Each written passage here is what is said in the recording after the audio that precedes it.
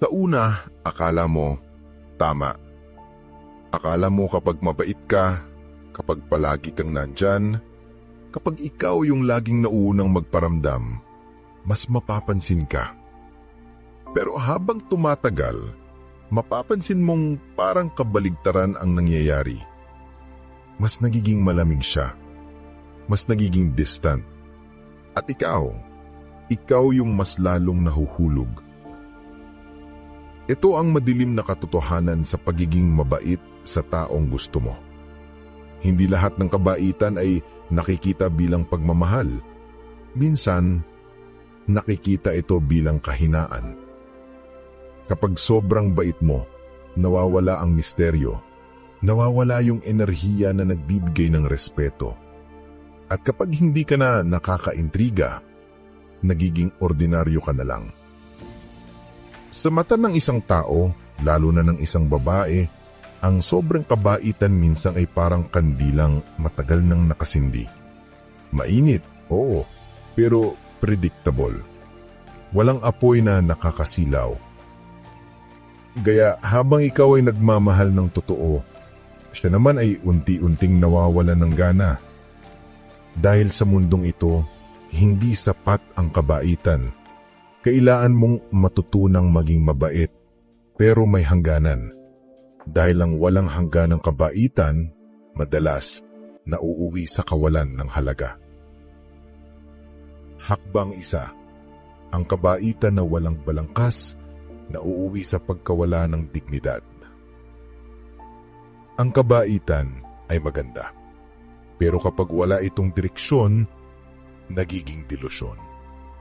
Marami ang nagkakamali sa paniniwalang ang pagmamahal ay sukatan ng sakripisyo, na kapag mas marami kang binigay, mas mamahalin ka.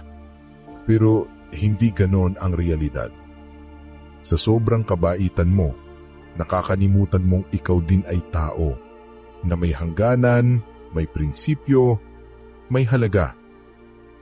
Kapag sobra kang mabait, hindi mo napapansin unti-unti mong binubura ang sarili mong imahe. Hindi mo napapansin na ikaw na mismo ang nag-aalis ng respeto sa sarili mo, sa kakaoo, sa kakasigilang. At kapag ikaw mismo ang bumitaw sa dignidad mo, huwag mong asahang kukunin iyon ng taong gusto mo para ibalik. Dahil sa totoo lang, wala siyang obligasyong gawin yon. Kaya kung gusto mong manatili ang respeto ng isang tao, huwag mong ibenta ang dignidad mo kapalit ng atensyon.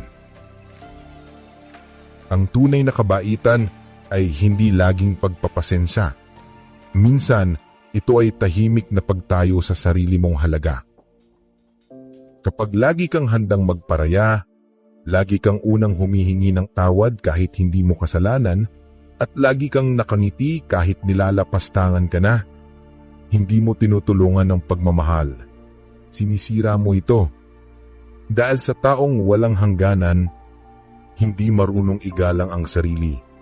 At kapag hindi mo kayang igalang ang sarili mo, hindi rin ito gagawin ng taong gusto mo. Pangalawa, kapag palaging ikaw ang nauunang magparamdam, nawawala ang gana. Ang attraction ay parang apoy. Kailangan nito ang hangin, espasyo para manatiling buhay. Pero kapag ikaw yung laging nauuna, laging nagme-message, laging naandyan, unti-unting nawawala ang apoy. Hindi dahil hindi ka mahalaga, kundi dahil hindi mo binibigyan ng pagkakataon ang taong gusto mo na maramdaman kung ano ang mawala ka. Ang totoo, walang gustong magkaroon ng bagay na madali nilang makuha. Instinct yan ng tao, lalo ng babae. Kapag alam niyang palaging naandyan ka, nawawala ang thrill. Ang presensya mo nagiging background noise, naririnig pero hindi pinapansin. At doon nagsisimula ang malamig na distansya. Hindi mo naman kasalanan na gusto mong ipakita kung gaano mo siya kamahal, pero minsan sa sobrang pagpupumilit mong manatili, nawawala ang dahilan para hanapin ka. Ang lalaki na marunong umatras, hindi duwag, marunong lang siyang magbigay ng espasyo para sa respeto. Ang katahimikan ay hindi laging kawalan. Minsan, ito ang pinakamatinding paraan ng komunikasyon. Dahil kung totoo kang mahalaga, kahit wala ka, mararamdaman ka pa rin. At kung hindi niya maramdaman ang pagkawala mo, iyon na ang sagot na matagal mo nang hinahanap. Huwag mong ituring ang distansya bilang panganib. Ito ang susubok kung ang koneksyon nyo ay totoo o ilusyon lang. Dahil sa mundong puno ng maingay na pagpapakita, ang katahimikan pa rin ang pinakamalakas na paraan para iparamdam ang halaga mo. Pangatlo, ang kabaitan na walang hangganan na uuwi sa pagsasamantala. Sa simula, nakakaaliw.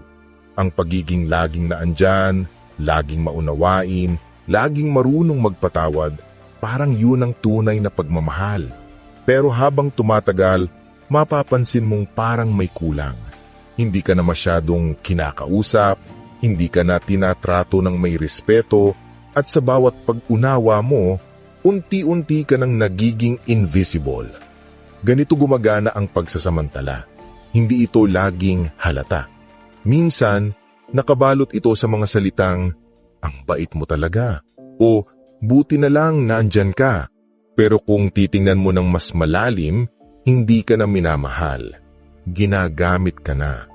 Ginagamit ka para punan ng emosyonal na kakulangan ng iba. Ginagamit ka para sa validation. At dahil sanay ka ng maging mabait, natutunan mo ring tiisin kahit paulit-ulit kang nasasaktan. Hanggang sa isang araw, mapapagod ka. At sa pagod na yun, makikita mo ang sarili mo sa salamin. Ubos, pero gising.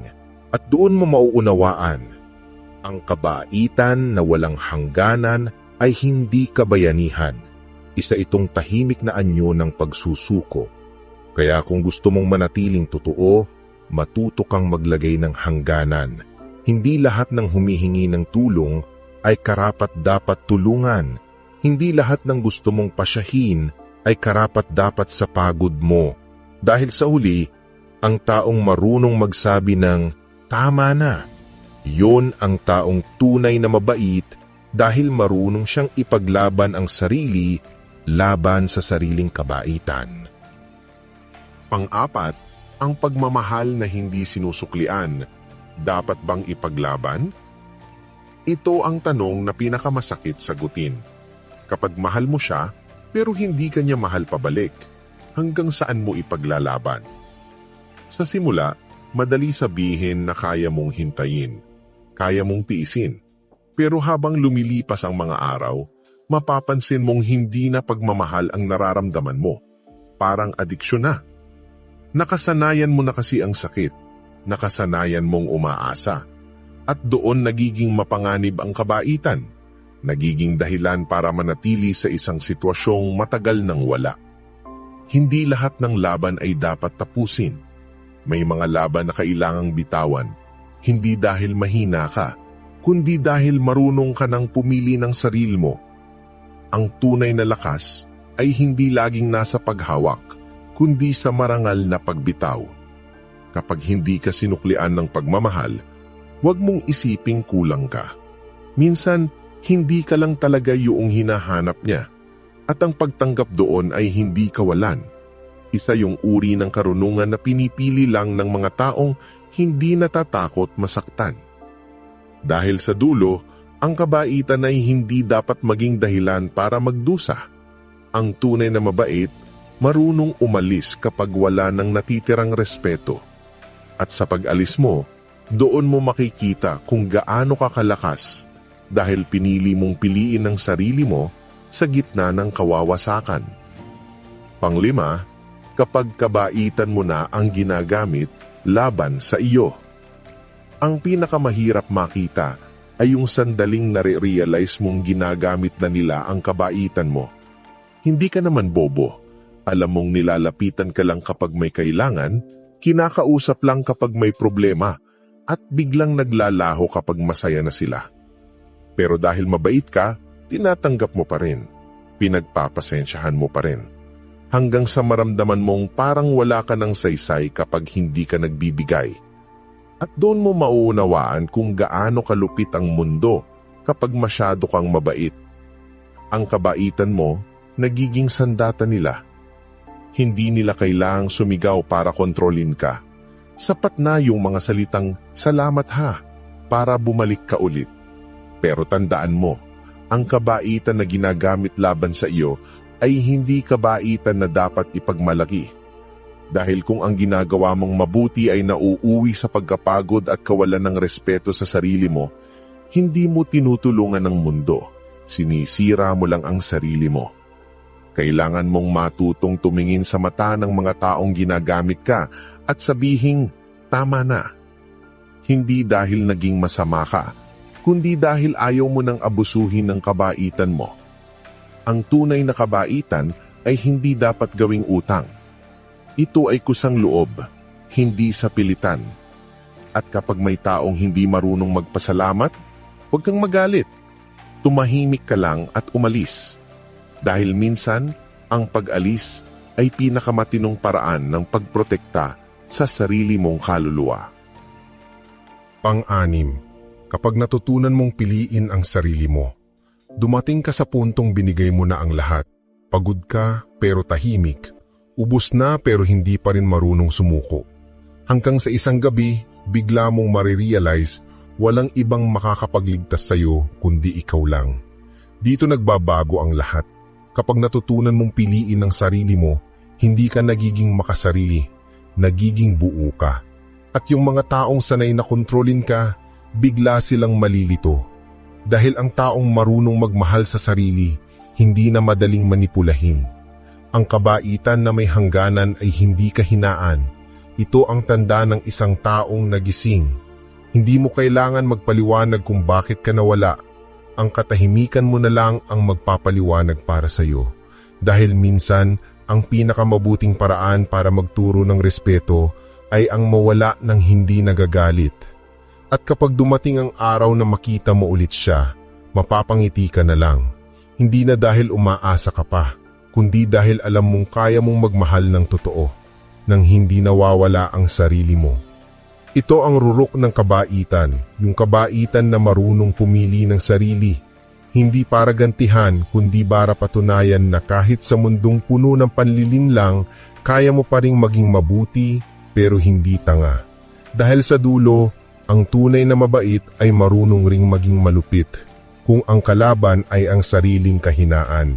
Pang-7, kapag natutunan mong manahimik sa gitna ng panlilinlang, ang katahimikan, yan ang sandata ng mga taong minsang nasaktan ng sobra.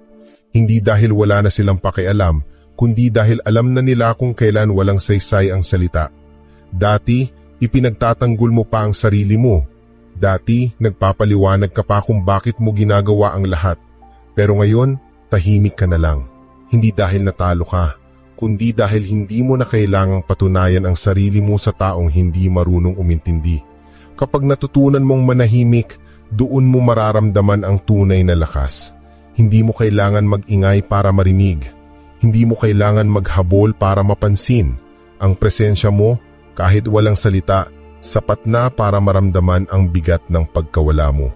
Ang katahimikan ay hindi palatandaan ng pagsuko. Ito ang tanda ng karunungan, ang kakayahang umiwas sa gulo na hindi mo kailangan pasukin. Habang ang iba abala sa pagpapanggap, ikaw